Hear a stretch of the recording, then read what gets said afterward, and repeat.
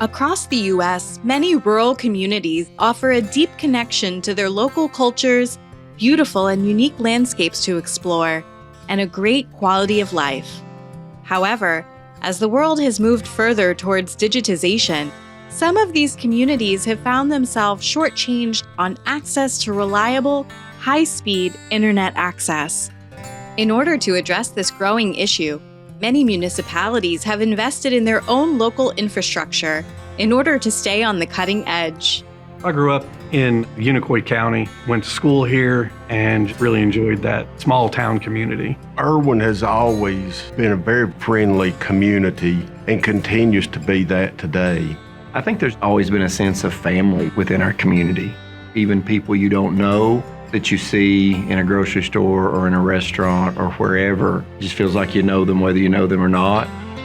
We have two daughters who are now 13 and 10. And we wanted to think about where did we want to see our family grow? Where did we want to raise our kids, go to church, have them in school?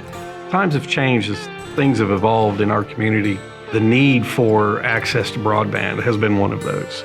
We've not traditionally had that. What we've had available in the outlying cities that surround us, we've not had here locally. We've had larger companies that have come in, they've provided services, but they've not maintained those services. Thinking back to when I was a high school student here, graduated in 1999, internet access, if you had it at your home, was definitely dial-up, the old sound crinkling. I remember starting college and having dial-up. So when I think now about the internet access, the opportunities that my kids have from a learning perspective, it's just night and day. The opportunity to participate in classes remote, the opportunity to learn about things that when I was a kid in Unicoi County, I had no idea even existed.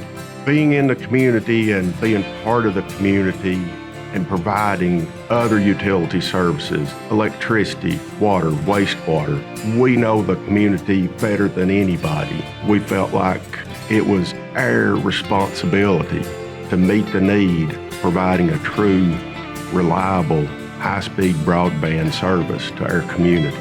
Broadband's become more of a utility. It's a service that's required. When people are looking at where they're going to move, they look at the schools, they look at the different utilities that are being provided, and then they look at the internet services that are available. Because more and more businesses are requiring that to be able to do what they need to do, to be able to communicate with home offices or branch offices. They need that type of connectivity.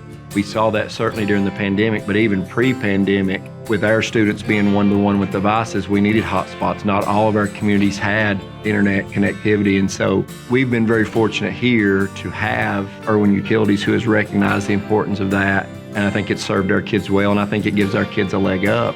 People want to get outdoors, they want to go camping and such, but they also expect and demand to remain connected, whether that's with their kids back home via their phone or using their laptop to check in at work. We launched Erwin Fiber in late 2014 and started our construction and connected our first customer. And we strategically designed and built our system that it could be built in phases. So we began to build and offer service right in the core downtown of Erwin. And as we gained customers, word of mouth traveled, greater interest, and we continued building out over 5 years to build out our whole system. Being local, we're able to have a pulse on what the needs are in the community. We try to be very forward-thinking in the services that we're providing and what the markets are trending at. When we first got into broadband, we looked at what everybody else was doing, other utilities, other service providers, and everybody was doing a triple play. So they were doing video, data, and voice. We looked at that and we were able to look at the trends in the market and see that video was really moving over the top. And others of us that have been in the industry, I have 25 years experience, saw that trend. And the decision was made not to offer video because others were doing it and were doing a fine job with it.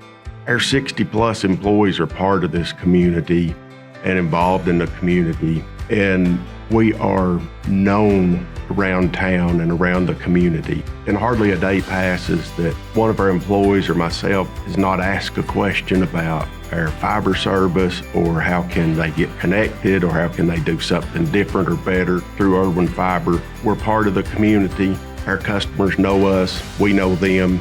It's just ease of communication.